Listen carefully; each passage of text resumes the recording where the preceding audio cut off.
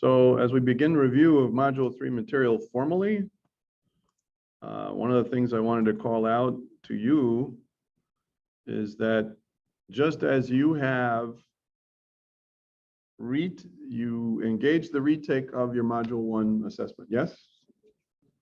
And we dropped the low score, yes?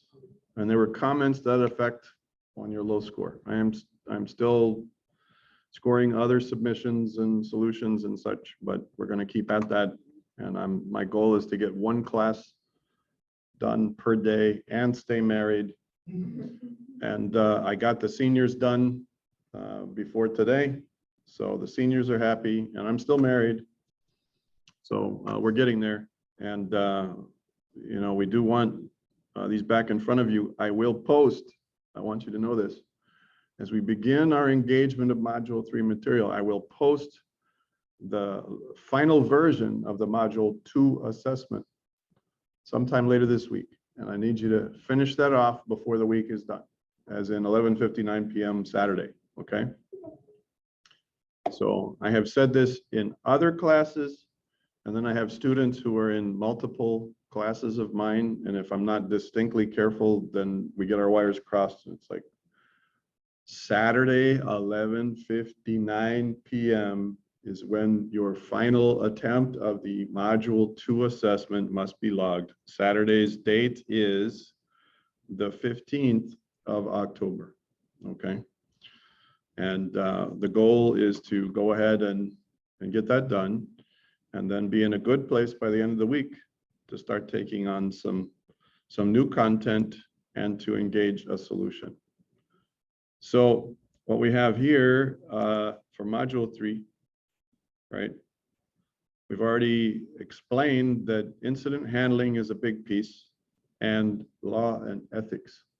Because when you handle an incident, you get into things like this. Now, we discussed and shared a relevant recent scenario on Friday. We reviewed a relevant and recent scenario of an event that came up on our campus. And I want to thank everybody that was involved. I was asking some of the primary, the principals, as we would call them, in there,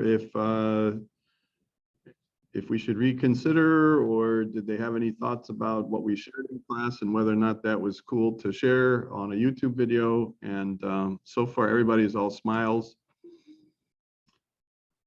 I don't recall stepping on anyone's toes needlessly or inappropriately. Does anyone else have any questions or concerns about what we shared on Friday before I posted in YouTube?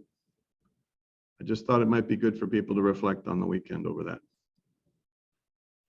So as you're working with incident handling, you may encounter some things that automatically involve and mandate or require, suddenly, unexpectedly require. Did I mention this is sudden and unexpected? The search and seizure of computers or computing devices. So as you handle incidents, part of the wheelhouse of incident handling is understanding, okay, if I see this or encounter this, I know that a different scenario has to play out, right? This is the U.S. Attorney, Department of Justice, Office of Legal Education. This has to do with what? Education, awareness, and training, right? The Office of what? Education. Yeah, so they put out this guideline for federal authorities to know, okay, what is it we can do when we're grabbing electronic evidence for criminal investigations, right? Now, did I mention that anyone who receives any federal funds is subject to US requirements? You do know that the VIPD and our entire VI government receives US federal monies of all sorts and manner, right? Everybody knows that, yes. Okay, you do know that the University of the Virgin Islands also does, yeah. And there are a lot of nonprofit organizations in our territory that do, okay? Put another way, if it's important for the feds, it's important and relevant for us to know. We've already established that previously. I hope that is something that is indelibly burned or seared into each of your conscience, right? Yeah. So what is my expectation about what you're looking at right now? Well, in simple terms, I'm going to check right now to make sure a current copy of this is in the resources for this module. And if it isn't, I'm going to post it right now. Because this is one of those things I want you to know about. Ooh, look at that. Can everybody see that? Okay. Have you ever heard somebody say we've saved the best for last? Okay, we're going to flip that. Have you ever heard in the New Testament, in scripture, it says the last shall be first and the first shall be last? Yeah, maybe, kind of, sort of, I don't know. All right. Yeah. All right, so contingency planning. Oh, look, incident handling guide. From where? From the National Institute of Standards and Technology, right there. And contingency planning right here. Now, what revision are we looking at? Everyone, look at the screen, please. Revision 1 for contingency planning, which is, okay, what do you do when you're doing the incident handling and things go sideways? That's contingency. Contingency is a fallback, plan B, plan C, plan D. Oh, in case this doesn't work, pull the ripcord. In case this doesn't work, pull the fire alarm, right?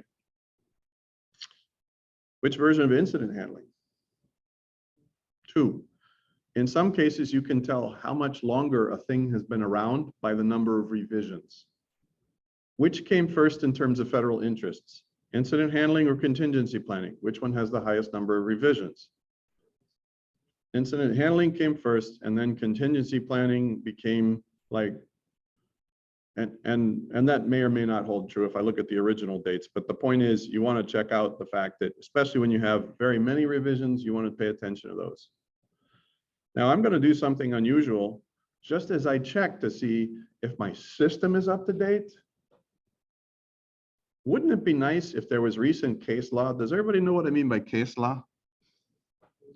Case law. Precedent. Legal precedent. Court cases that have been decided one way or another. Another part of our laws and statutes, believe it or not, is not only the laws that the legislature passes and the executive branch implements or enforces, but we also have policies and procedures mandated by the US federal government, and those are called administrative measures, right? But you have to do them, they're requirements, yeah. So it's like law, and there are penalties if you don't, okay? Like, oh, you just can't have federal money anymore, which is a pretty severe penalty when you think about it. And then you have what we call precedent or case law. And this is one thing that we would highly advise you to consider later if you're in the cybersecurity concentration. We have a special topic, cyber law, and it is amazing. And I only have so much time in the intro to cyber course to talk about cyber law. But man, can we get into the weeds in the special topics. If you are interested in pursuing our concentration as a part of your computer science degree, I highly recommend our special topics, cyber law. If you don't see it listed as a special topic next season, I highly recommend you send an email to me, to Dr. Boumediene, to Michael Francois, your advisor, or whoever your advisor may be, and say, wow, looks like you can go to jail with a lot of this cyber stuff. Maybe it would be good to have like a special topics in cyber law, because it was actually embedded in my advanced studies, and it's one of those areas of interest of mine, and it's, I would call that like a wheelhouse of mine, right? So anyway, it's a fun course, and it keeps you out of jail. What's not to like? That said, here you go. Don't ignore this last reference simply because it's at the end. In fact, the last shall become first, and the first shall become last. Do you understand the words that are coming out of my mouth? As Jackie Chan would say to Chris Rock in Rush Hour, right? There you go. And then Chris Rock would say, ain't nobody understand the words that are coming out of your mouth. In any case, here we go. You mean Chris Tucker? Oh, I mean Chris Tucker. Yes, I stand corrected. Chris Tucker. I meant Chris Tucker. Sorry, Chris Rock. Oh, you know why I had Chris Rock? I'm not even going to go there. Why I had Chris Rock on the brain. Okay, that's another story for no. Yeah, totally. Yeah, we're not going to talk about that. Not going to talk about that one in here.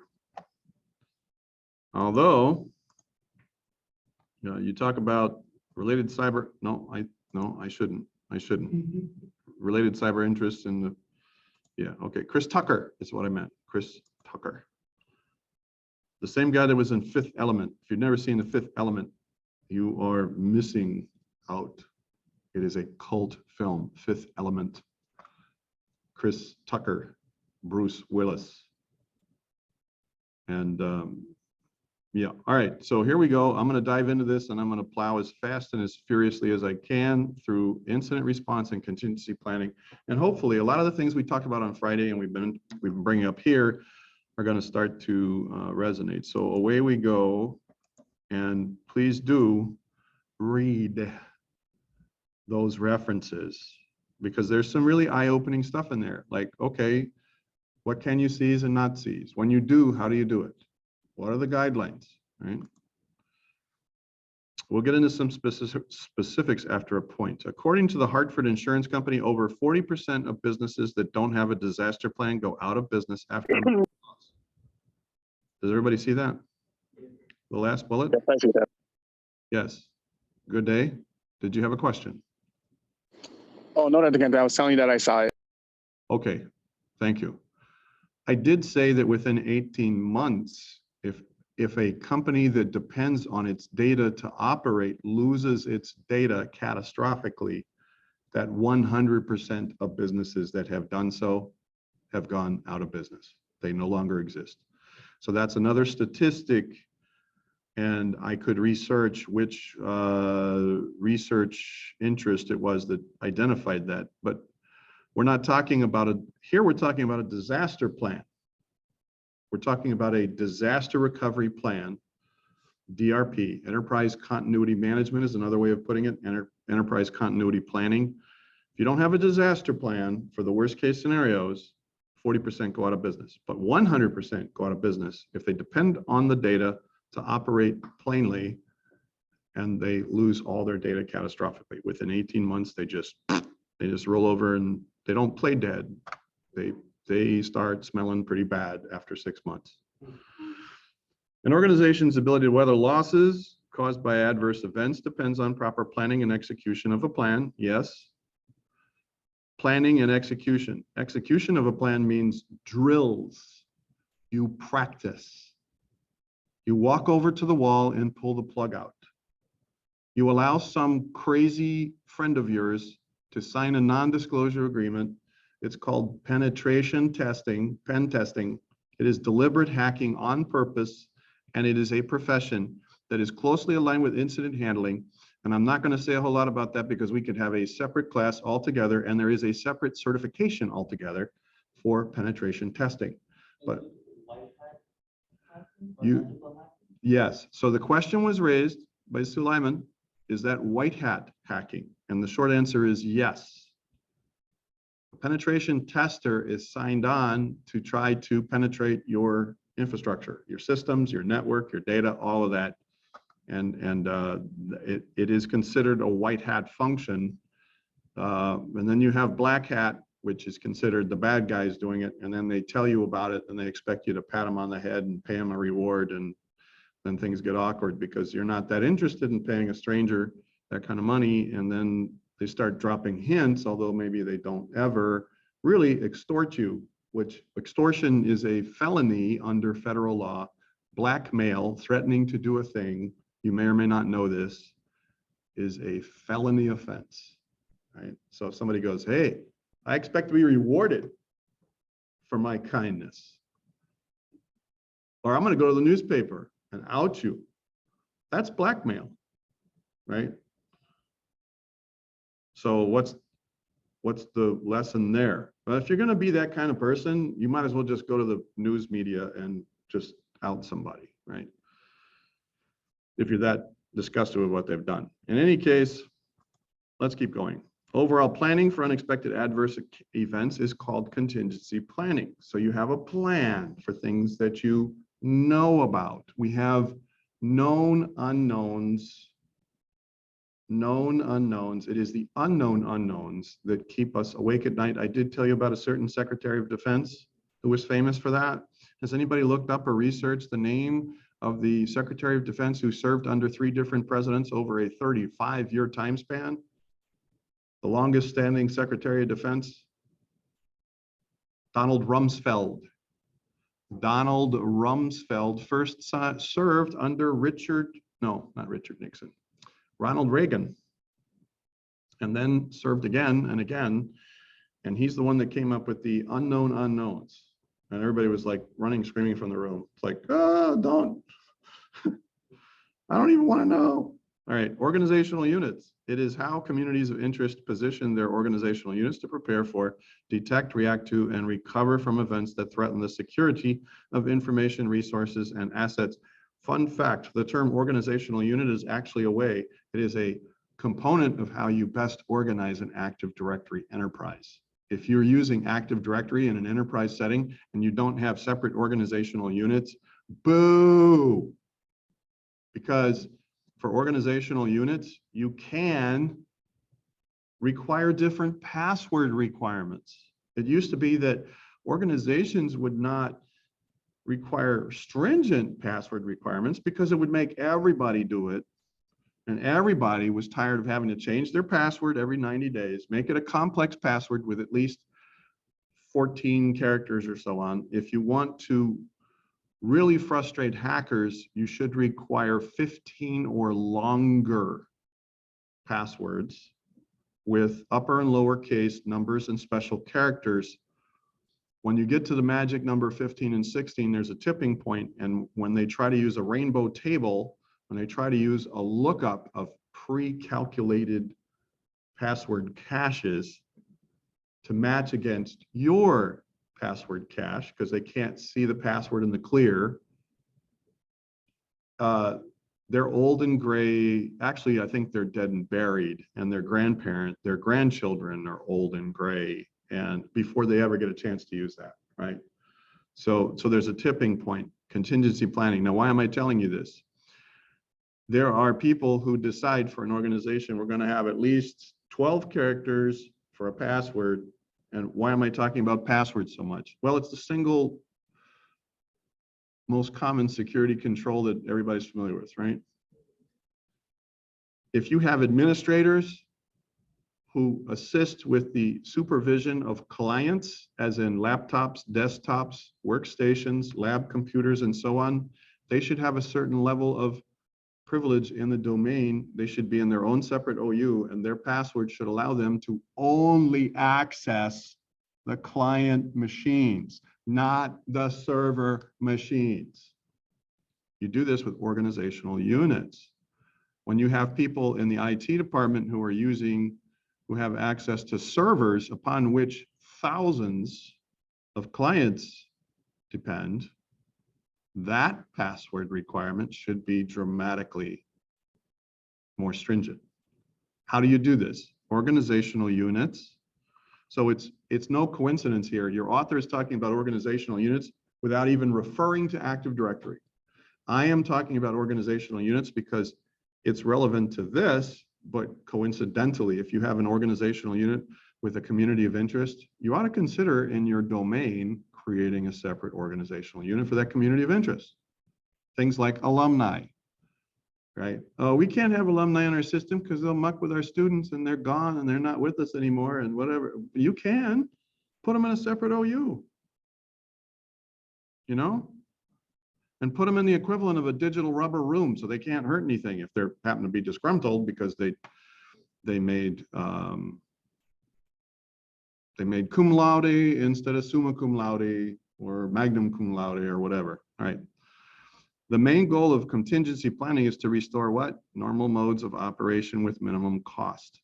and minimize the disruption to normal business activity after an unexpected adverse event. So at the heart of it, a contingency plan is let's get back to work. Now, do people want to practice contingencies so they can get back to work faster? Or are they secretly hoping for like a snow day? And we're in the Caribbean and we never get snow, but hey, at least if we get hacked, we can't do anything. So let's all go home. I'm just raising the issue, right? Do people like to practice contingency plans and execute them? No, because the thought is, all right, who wants to be so efficient that we can get hit? And unlike everybody else, we got to go back to work. Everybody else is out there, Lyman, floating in the beach, having a good time, right? That's the reality of life. CP consists of 4 major components: business impact analysis, incident response plan, disaster recovery plan, business continuity plan. Now, these sound a lot alike, but they aren't. They are uniquely and distinctly different. The business impact analysis, you're going to find out. We're going to break each of these out, but you need to know the definition of each and how they distinctly differ. The impact analysis is, okay, if this event happens, what's the impact on our business? In a nutshell, that's impact analysis. Yes. Incident response plan is how you respond with a contingency for that given incident, which has an impact on the business. Okay, does everybody understand the distinctions there? That's where the acronyms get fuzzy. And I'm going to throw those at you. I'm going to say IR is impact response plan. You shouldn't let the eyes fool you, all right? Disaster recovery plan is, okay, we can't go back to regular business. We can't. The worst happens. What am I saying? The incident response plan is supposed to get you back in action, everybody getting back to normal, let's go back to work. It fails. Yep. The IR plan fails. DR is like plan B, okay? So the contingency plans you see in IR are plan A, and then when they fail, okay, what do we do to get back and recover in the event of a disaster? Because if certain incidents happens and you can't fix it, it is a disaster. It can be, right?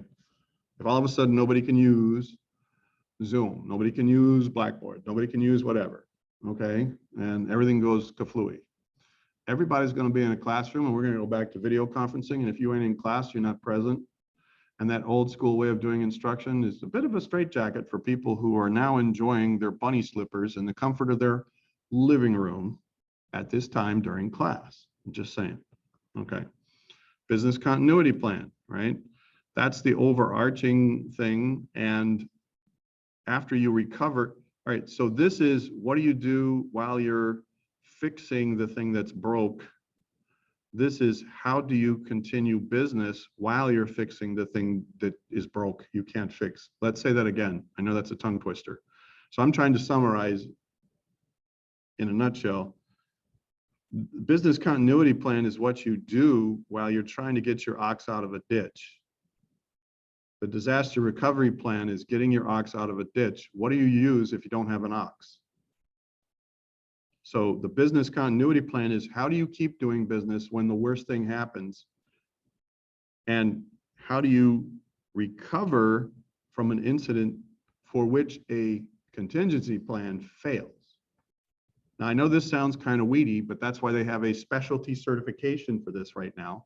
And it's also why incident handling is considered a separate qualification. Yes, question. Are these in specific order, or they're just these are? That is a great question. So Sulaiman asked, are these in a specific order?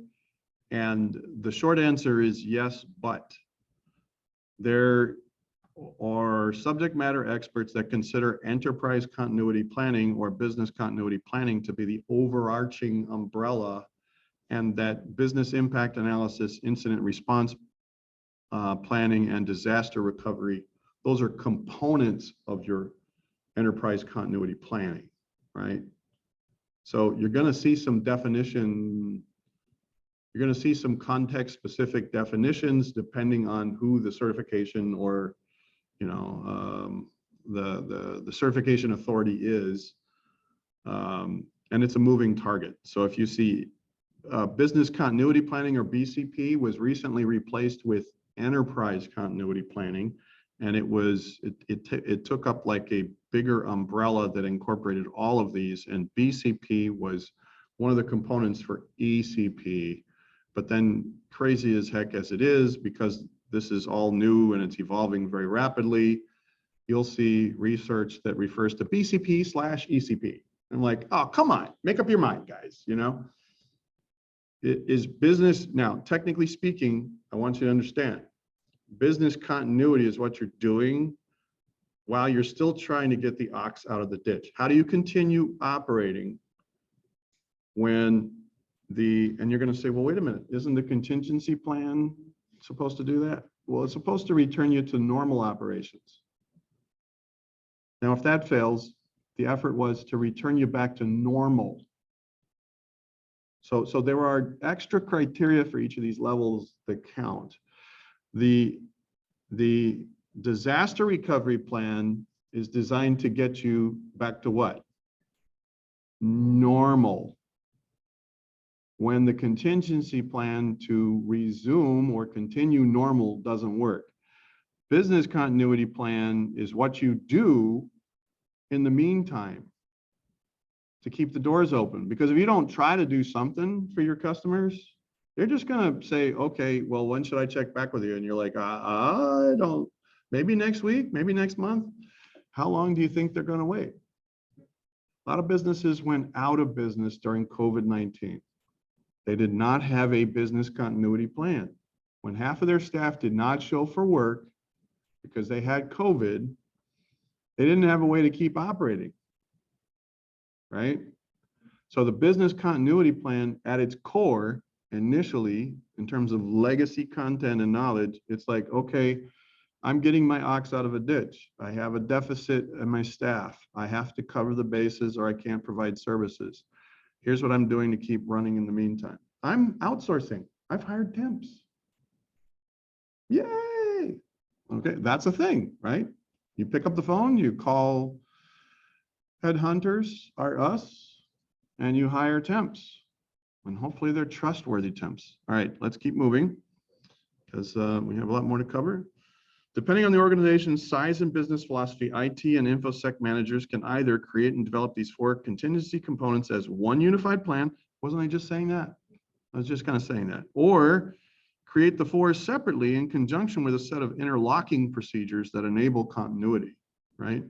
So there your author has pretty much stated what you just asked in terms of a question, and they did it in another way. So hopefully between my explanation and the textbook provided slide, right, we're good.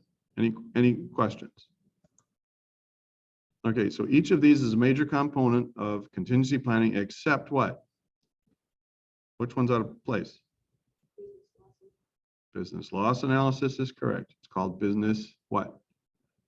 Impact analysis. It is a much broader in its scope than a simple potential loss analysis. What are you going to lose? Okay, well, what impact does that have? If I lose this and I can't do credit cards, now what happens? That's BIA. Loss analysis would be, why did I lose my credit cards? Okay. BIA is, okay, so now what? What did I really lose when I lost my credit card? My capacity to accept credit cards. Once formed, the contingency planning management team. Oh, so this is all right. This is where it gets really interesting. So you have teams for every one of these suckers, and sometimes some people are on the same teams, and sometimes different people are on the same teams. And I'm just giving you a preview of coming attractions. I want you to put your seat backs and your tray tables, and they're locked in upright positions. Captain's just turned on the fasten seatbelt sign. There's going to be all sorts of like stuff that's where you scratch the record and say, wait a minute, I just thought you said, right? So teams are interrelated just as components of a plan can be interrelated. this thing that we just went through right here, where we said, okay, the four separately in conjunction with a set of interlocking, you can have people who are critical in an organization and they're like on 3 or 4 of these teams, and you better hope you don't lose them in a disaster. Can I say that again? We just talked about teams. Here's one reality is that a lot of the same people get in the mix, and that's bad. Shouldn't be the same people. The people that work with the credit card piece should be the people that actually what? Receive the credit cards from the customers, right? Because they're going to be the ones that are sitting out there with the machine trying to make it work. Why wouldn't you have them in the room at the time? Oh, but you know, they're just hourly people. They're not salaried like us managers. See, pride goes before the fall. I'm talking to you, Mr. Manager, Ms. Manager. Yeah. Like hidden figures where she wanted to be Yes. just like Yes. numbers at the same time they Yes. Yes. In the movie Hidden Figures. Yes. That's a great analogy, is that a lot of times you don't have the right people in the room, and that's disastrous to your team. If you don't understand who actually knows what, knowledge is power. People who wield specific knowledge, and they're the only ones that know that knowledge, can really hurt you. That's power.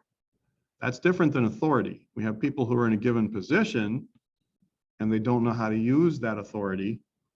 And that's a lack of power, even though ironically, they have all the authority on tap, and it's like having a big bad engine and you're gonna Tokyo drift, except you don't have a transmission. That's exactly what we're talking about here. Okay. Once formed, the contingency planning management team begins developing of a CP document for which NIST recommends the following steps. So they're actually outlining the steps for you to follow. What are we saying? There's an easy button to do this. You just get the manual, you share it with your stakeholders, you say, this is a federal requirement, here's the step-by-step, here's the resources we need, and now I just need somebody to endorse this and let's move forward, right? Why did we do that? Why did Uncle Sam spend the last 15 years developing all these handy dandy resources on what to do and how to do and which step is next? Because left to themselves, users are stupid. They're sheep who are going to get eaten alive by the wolves.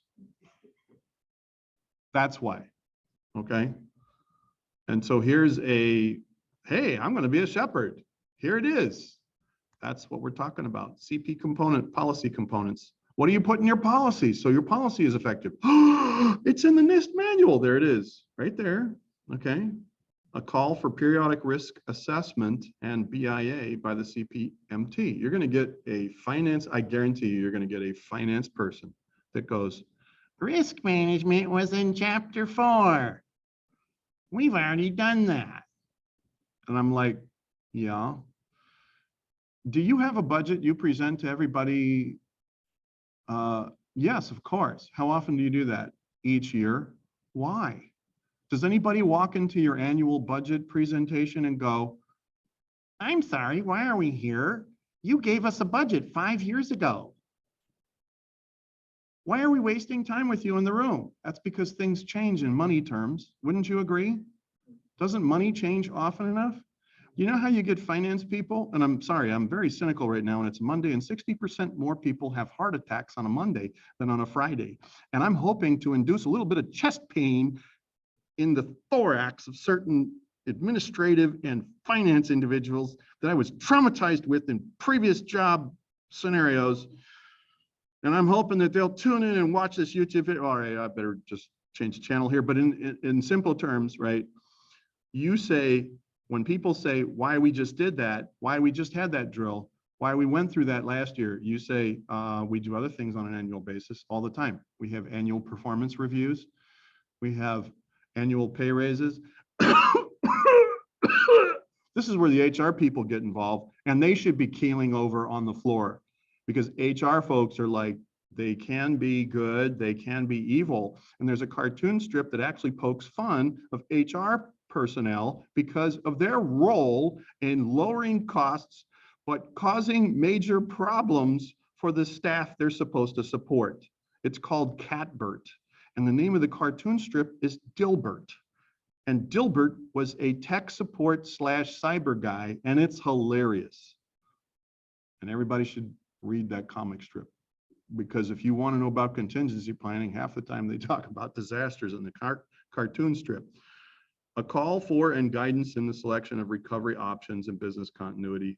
You call, you put out a call. You say, okay, here's a scenario. I need your answers back by noon on Friday. What would happen if we didn't have credit cards anymore?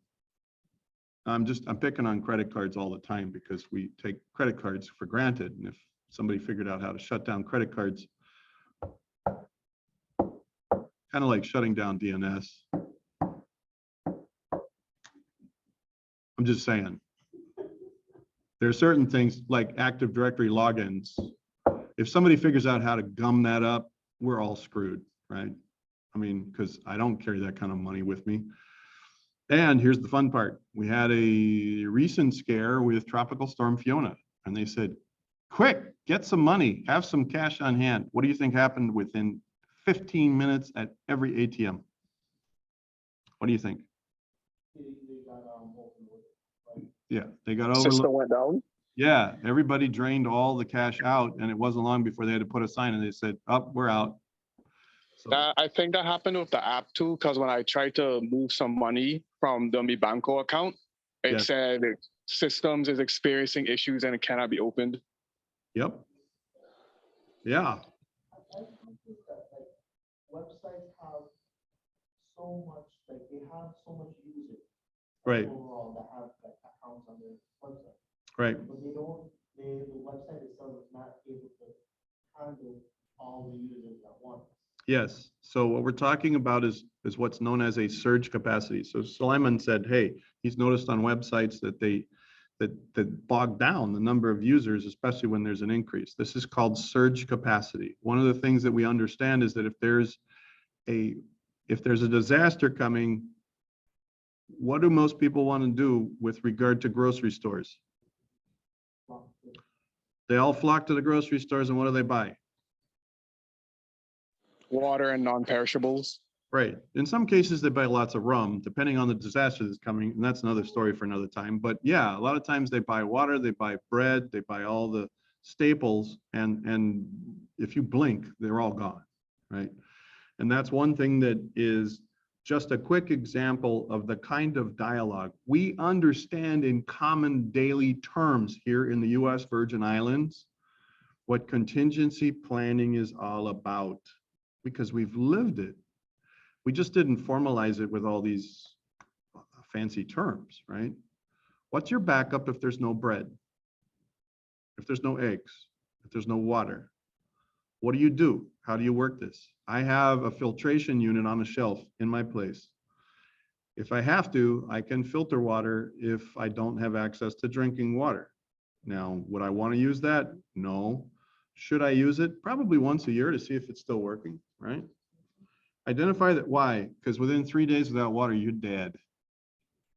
Oh, you're dead in 4 minutes without oxygen. Everybody knows that. But did you know within 3 days, if you don't consume enough water within 3 days, some people just plain die, a very high number of them. What about food? Oh, you can go 30 days. Yeah. What about Facebook? Oh, some people stroke out within 30 seconds. They can't get their Facebook, right? All right. Additional administrative information, right? Additional administrative information would be something like, oh, the bolt cutter. Now, this is not a very good example of an administrative information, but where do we find the bolt cutter? Why? Well, let's say there's 2 people that have keys to the key cabinet. They're gone. Let's wave a magic wand. Nope. We should have a dartboard where you throw it at the dartboard. It's like, oh, the key holders are dead. So now you have a bunch of locks and padlocks. Where are the cobalt drills and where are the bolt cutters? That's a reality that's an extra piece of administrative information that ought to be known and part of your disaster. Now, everybody sees this, right? Champion. I'm going to send you a link to Rick Resorla. The legacy of Rick Resorla as the champion of Merrill Lynch in the World Trade Center at 9/11. We've already talked about this. I'm going to talk about it. I'm going to bring it up the entire course because Rick Resorla is a hero and he did something very simple and he did it over and over again and he was absolutely committed to it and he wouldn't take no for an answer. And you have to do the same thing, okay?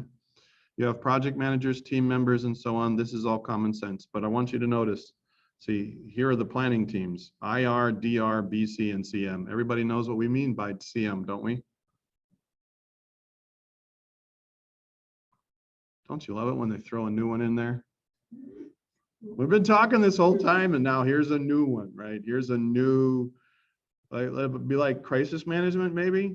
Yeah, crisis management, which is part of your contingency planning or contingency management. We'll find out, CM, right? Crisis management planning. Oh, look, there it is on the chart, crisis management. So they threw in something a little extra. Now, all sorts of charts. I want you to spend some time looking at the charts and then let's agree that we're going to take a preview of coming attractions. Between now and Wednesday, you're all going to look at these separate slides on business impact analysis. On what comes next after business impact analysis? What's the next component? Incident response analysis. You were close. It was an I word. I'll still give you credit for it. You can come close and then by Wednesday, you'll have it, right? Incident response, right? What's the next step? Yeah, now a component of incident response is CP, which stands for contingency planning. And then what's the next one after that? Disaster recovery, because the ox is in the ditch. And while you're getting the ox out of the ditch, what else is going on? Business continuity, right? So everybody's going to read up on a little bit of this because those references are in there. By the way, good luck with your final attempt of the Module 2 assessment when we post it. Unless there are other questions, thank you for joining us today on this Indigenous Peoples Day. It is Indigenous Peoples Day. Well, I don't, all right, hold on.